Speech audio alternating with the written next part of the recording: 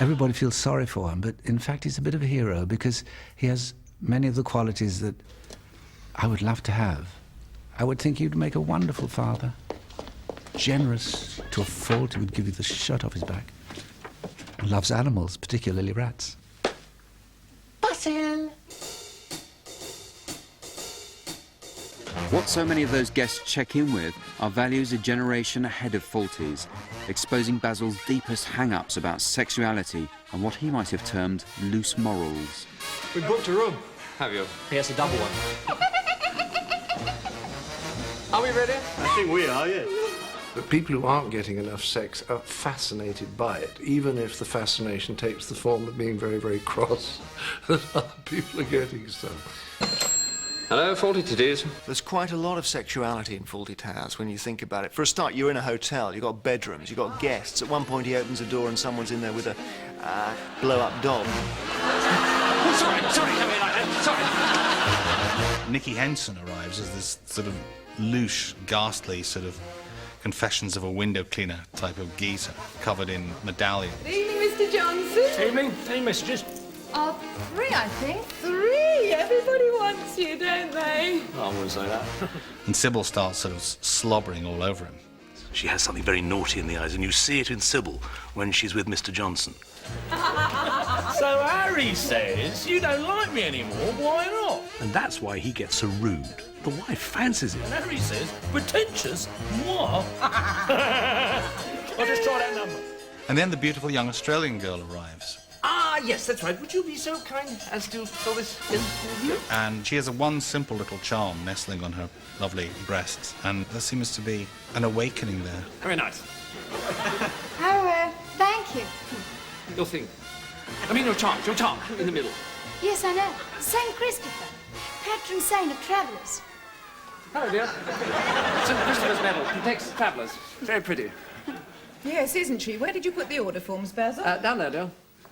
We've got a little Welsh place, Leek House, about 5 minutes walk. Oh, that'll do fine. Just turn left out of the gate and straight on, and it's on your right.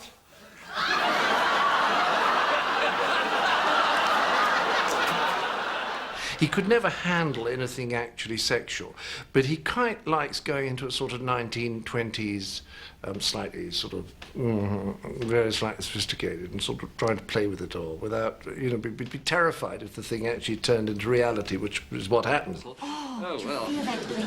Isn't it wonderful? Yes, it's nice, isn't it? I shall sleep au naturel tonight. Good idea. Right. Only it's not so much fun on your own. Oh, well, one can always pretend. Oh, twinge from the old leg. But did anyone watching ever think Basil and Sybil actually had a sex life? Well, I didn't get the impression it was that they were having wild sexual intercourse every night. So, yes, I think they have a problem with sex, because it is actually quite technical. I know. And quite grunty. I know. And there's lots of liquids. Oh, I know. And mopping up afterwards. Are you going to go like that all night? So maybe sex never really got there, because if you're English, it's kind of tricky. If you're that English, that kind of middle-class sex is disgusting. Exactly. I don't think either of them were very experienced when they got married. I don't know. I think his nervousness and his preoccupation with the business put the slight mockers on him. No, dear, it's only Basil. Fawlty Towers has got an incredible amount of laughs in any episode, probably the most of any sitcom ever. In communication problems, I've counted there are about 250 laughs. That goes from anything from a very small smile to a huge belly laugh, but it means that in, say, 25 minutes you would have 10 jokes a minute.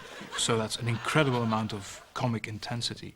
There are other series like, for instance, The Good Life, which is much more a gentle, reflective comedy, so it's got a different rhythm, a different approach to the number of jokes. You also have Only Fools and Horses, which doesn't have as many laughs in an episode, but that series often has a sentimental moment and milks that in a kind of moving scene, and then they have a big laugh at the end to give it the comic twist. If you too happen to be a professor of comedy, or indeed Belgian, then you might also have counted the laughs in a sitcom. Or you might casually conclude that Fawlty Towers is the best sitcom without thinking about why. But sometimes you have to get technical. Another reason I love Fawlty Towers is that it almost always overran its 30-minute time slot to do full justice to each unfolding story. This is an unheard-of broadcasting transgression, causing grief for schedulers and anyone who tries to video it. This bit of crumpets your old mummy, is she? The psychiatrist episode seen here overran by 6 minutes. And every week it was as if each episode's finale was too good not to go on just that little bit longer.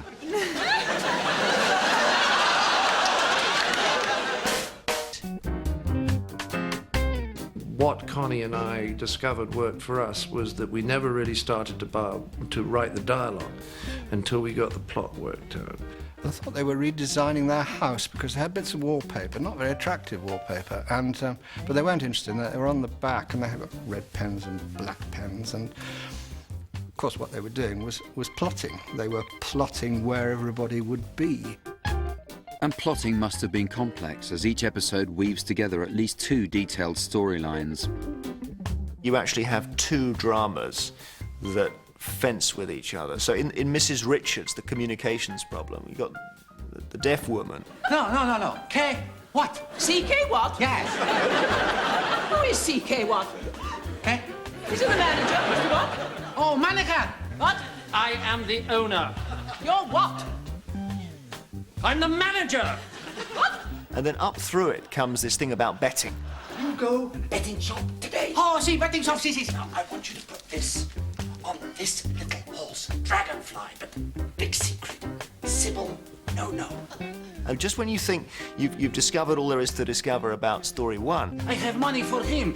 He win on horse, but big secret. Shh. story 2 crops up in it again. £85 has been taken from my bag. Oh, yes? What have you got to say for yourself?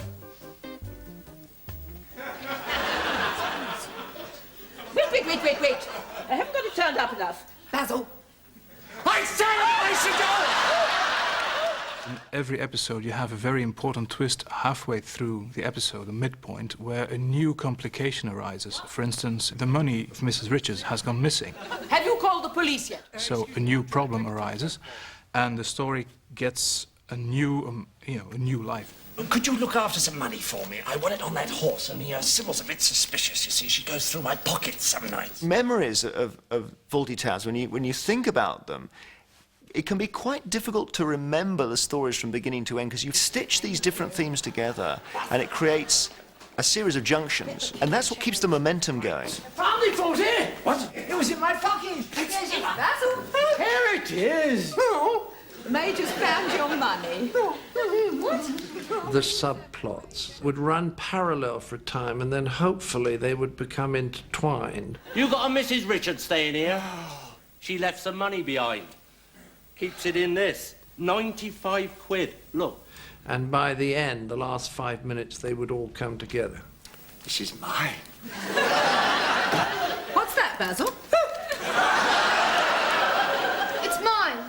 What? It's the money I won on the horse. That's right. Polly asked me to put it in the safe for her. So that's all sorted out. This is your money, Polly. This is your beautiful vase, Mrs. Richards. Fawlty, you did give me that money. You won it on that horse. That cost £75. Oh, I am sorry, Mrs. Richards. We must pay you back when you are away. That's one of the things I'm proudest of. When you watch it now, it hasn't got slow. Many sitcoms that even favourite ones that you look at today, you say, well, it's absolutely charming, but it's got a bit slow, hasn't it? And you never think that about Fawlty Towers, and it's just the breakneck speed of it.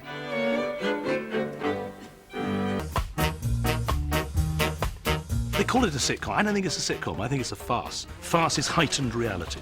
It isn't something different, really. Farce is about danger. Oh, sorry. Wrong. That's very French farce. That's classic.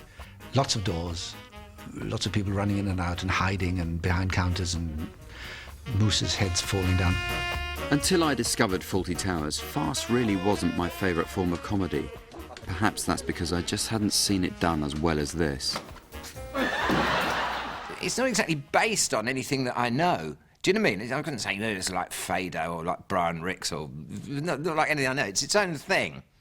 Connie was at one side of me, and John was here, and I was sitting at the table. You told me to shut up! And they were both shouting across me, and I was trying to do a Wimbledon between the two of them. And at one point, I found myself with my head turned that way and my eyes looking this way.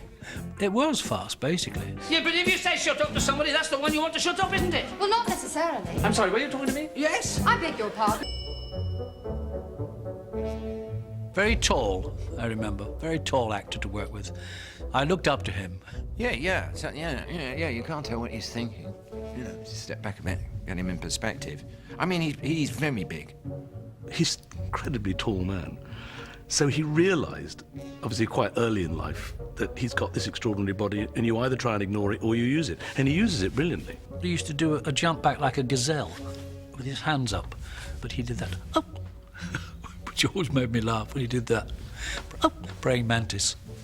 All the little party pieces that he does, like tossing an ice cube up into the glass, have got the sort of skills of a juggler. I mean, John, you would imagine, would just be a verbal comedian, but he actually is a clown as well. Enjoy your winnings, Polly. Thank you. Polly, Yes, Mrs. Fawlty. what was the name of the horse? The name? Oh, I've gone blank. Bird brain. What? No, not the small. Flying tart. No, it got off to a flying start, and its name was Dragonfly.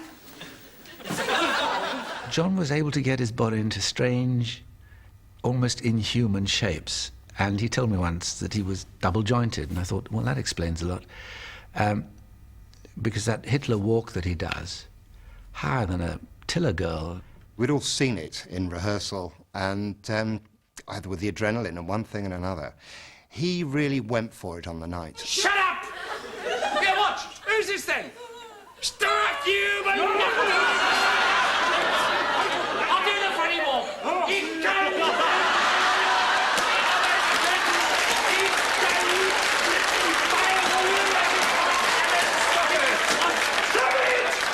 I'm trying to cheer her up, you stupid crowd! His foot appeared to be going above his eyes. That if you could freeze frame on that and put a measure on it, I think you'd find that his foot was well over the average man's head height. He's going in one direction and changes direction. And the legs go and take him, poof, in the other direction. He's extraordinary. By chance, I saw the transition into the utterly potty person who performs. It's a different person. And he went behind the scenery where he supposed no one could see him. Here, John Cleese. And he stood by the wall. He was now growing even taller. Another 1, 2, maybe 3 inches. And then there was a click. And he was potty. It's like, well, what? I mean, it's like he'd let in the imps of pottiness.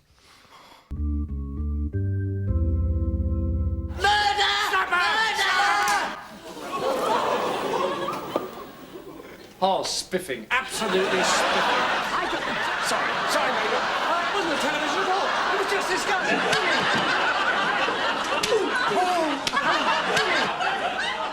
There's physical violence. You think about the number of times Basil gets hit by Sybil. Basil gets hit by Polly. Actually, he asks Polly to hit him. Manuel gets hit by everybody. Oh, you dig old dodo! Not like that. Don't! What? Don't hit me. Always you hit me. Oh! And that's, I think, to do with the fact that this thing operates on a bigger stage and in bigger dimensions than most comedies. So anything that can happen will happen. Very well, let me explain. 3 questions I get regularly. What's it like working with John Cleese?